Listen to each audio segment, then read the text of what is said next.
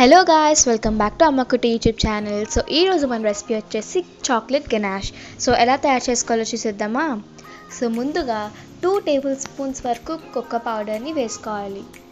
Cocoa పౌడర్ని బాగా జల్లెడ పట్టిన తర్వాత మైదా పిండి వేసుకోవాలి. మైదా పిండి అనేది ఒక 3 స్పూన్స్ వేసుకోవాలి.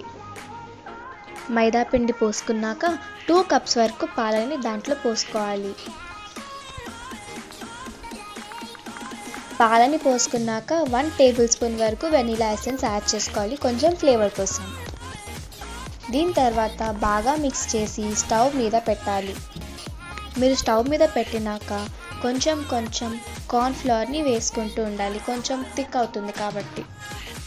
మీకు ఇలాంటి టెక్స్చర్ వచ్చినాక మిక్సీలో పాలు ఇంకా వెనిలా ఎసెన్స్ ఇంకా ఇప్పుడు మనకు వచ్చిన ఈ క్రీమ్ని వేసుకోవాలి. వేసుకొని మిక్స్ చేయాలి. మిక్స్ చేసినాక మీకు ఇలాంటి టెక్స్చర్ వస్తుంది. సో మన చాక్లెట్ గనాష్ అనేది రెడీ.